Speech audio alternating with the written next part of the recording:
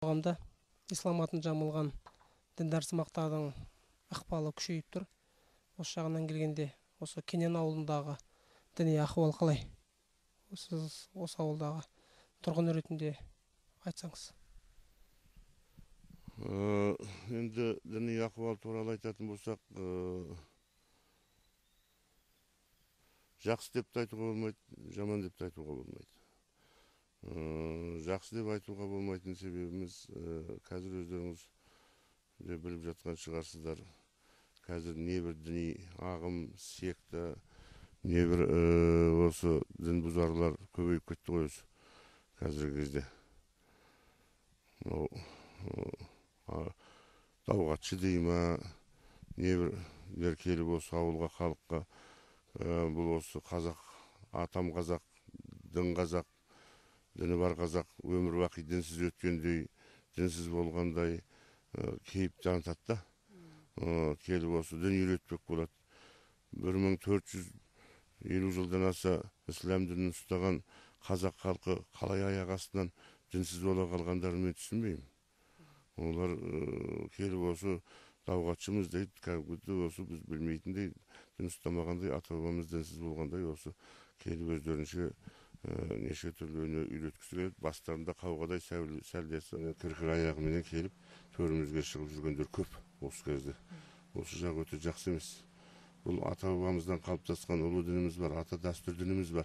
Ата-бабаларымыздың сыйынған әруақтары, ата-бабалардың әруақтары бар. Әруақ еш уақытта біз Аллаға шек келтірмейміз. Алла ұлық, бірақ өмір бақи қалыптасып келген менталитетіміз, қазақи менталитетімізді бір күнде, бір сағатта бұлар жоқ қылғысы келеді. Мына біреу кеше бір асыларына деген бірдеңкені көрдім мен.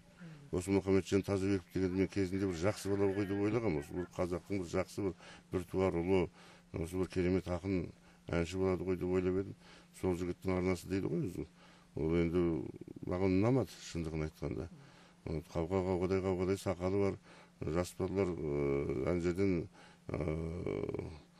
ата-бабаларымызды жамандап жатса, әруақ жоқ деп жатса, қай қазақ оған мысалы қарап тұра алады? Қалай біз ата-бабаны, өмір бақи ата-бабамызды, әруақтарды, ұлыларымызды ұлықтап келген халықпыз. Әулиелерімізді төбемізге көтеріп келген халықпыз. Біздің осындай уақытта мынау жан жағымыздан, мына жағымыздан Қытай, мына жағымыздан Россия, басқа да неше бір дін бұзарлар тұрған уақытта біздің Қазақстанға тыныштықтың, береке, бірліктің келіп отқан осы әулие әмбиелеріміздің, Алладан тілеген ата-бабаларымыздың өмір бақи қол жазып, болашақ ұрпағымды аман қыл деп тілеген тілегінің арқасы шығар. Енді барып соның бәрін бір күнде жоқ қылуға болмайды.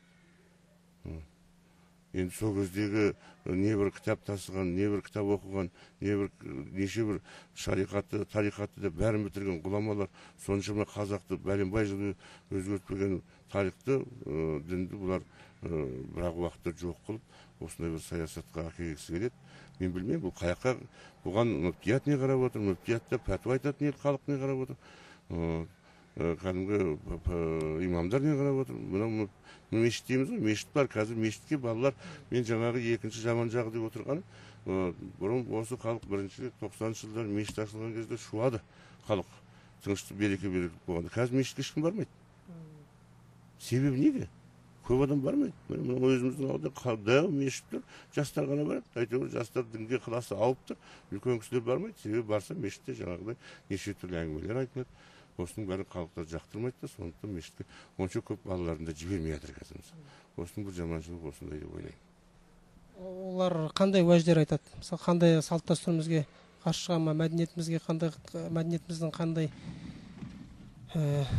қазыналарын жоққа шығарады осы жөнінде? Енді мәдениетіміздің жоққа шығарғанда, мысалы біздің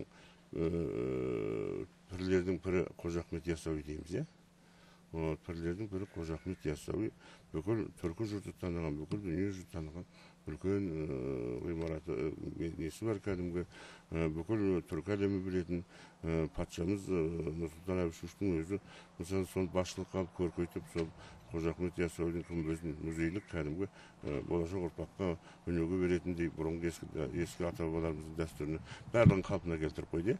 Бұлар соны жоқ қылады ғой. Жаңағы мен айтқан асыларына да Қожа Ахмет Яссауидің күмбезіне кәдімгі алдына мынандай крест қойып қойған.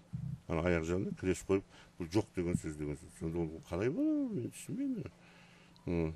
Сонда біз қалай сонда жаңа ұлық ата бабаларымыз дәстүрлері осының барлығы мысалы бұлар қазір бірақ уақытта жоқ қылып тастағысы, оның бәрін жоқ қылып бұл болашақ бұрынғы тарихымызды, бұрынғы ата бабаларымыздың сол жасап кеткен ұлы мұраларының барлығын біз бір күнде жоқ қылып тастасақ, ертеңін оянғанда бәріміз зомби болып оянбаймыз. Бізге ештеңе керек емес.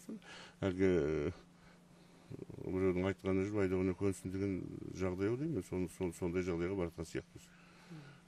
Соның бір көрінісі мысалы кешегі күнгі осы ауылда болған сонау Ақтаудан неғылған 21 адам біреу осы сол Дәурен деген бала осы ауылдың баласы еді.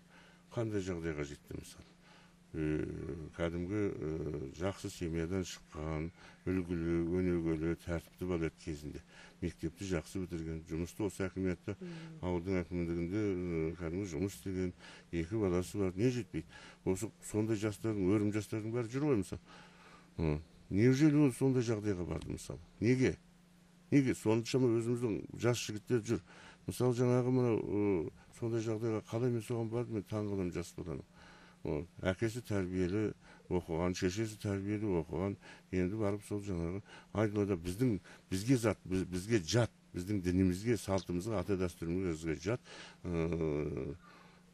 Былай қарасаң Алла дейді, былай қарасаң ниеті бұзық.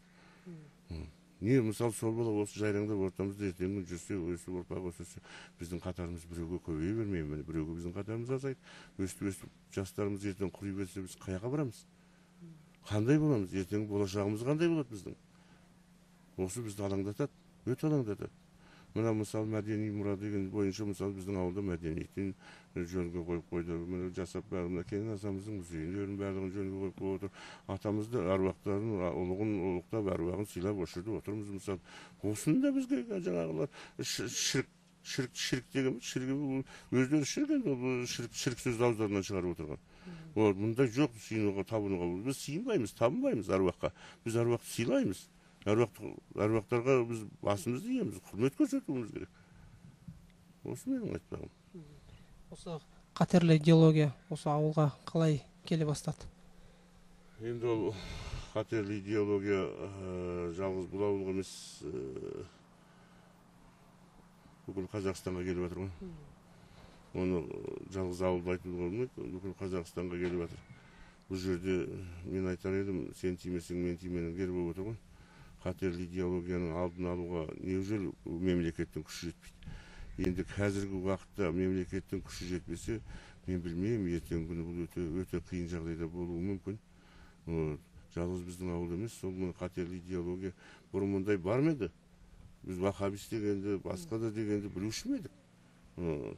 Біз бірінші құдайға табынып, бір Аллаға табынып, Алладан медет тілеп, әруақтарымыздан көмек сұрап жүрген көшпенді халық еді. Енді барып бізге мынандай жағдайларды осы неғып отыр ғой, осындай жағдай әкеліп отыр ма? Қауғадай сақалдары бар, мұрттары жоқ, көздеріне қарасаң тұздай мейірім жоқ. Алматыға барып мен шошыдым анада. Қаншама осындай жастар жүр. Қаншама жастарымыз осындай өте қиын жағдайда жүр. Осының барлығына тоқтап айтатын, осының барлығына кәдімгі мешіттердің өзінде сондай уағыздарды айтады. Туасың, өлесің, өлмек бар, туасың, өлесің. А басқа ұлттық сана, ұлттық дәстүрді қозғау, ата-бабалардың осындай жетістіктері, біздің қаншама мысалы сонау хандарымыздан Керей Жәнібектен бері қарата, одан арғысын айтпай-ақ қояйын. Содан бері қарата салынған хандарымыздың, ұлы бабаларымыздың, Әз Төленің, Қазыбек бидің, Айтекелердің салған жолдар, сары жолдар. Оның біреуі айтылмайды мешітте. Айтылмайды. Бидғат шірік айтатындар. Неған бидғат, неған шірік болып кеткенін мен түсінбеймін. Мен енді осы ауылдың тумасымын. Атым Марат, әкем аты Ермек, Марат Ермекұлы дейді. Осы жерде қызмет істедім, ел басқардым, ауыл басқардым. Қазір осында Кене атамыздың басын күзетіп отырмын. Ол әруақ қой, осы кәдімгі қазақтың әруақты әулиелерінің біреуі. Біздің әулиелер Аллаға бір табан жақын дейді. Баяғыда ата-бабаларымыз айтып отыратын, әулиелер Аллаға бір табан жақын. әулиелердің тілеген тілегі әр уақытта әмсе қабыл болады. Үлкен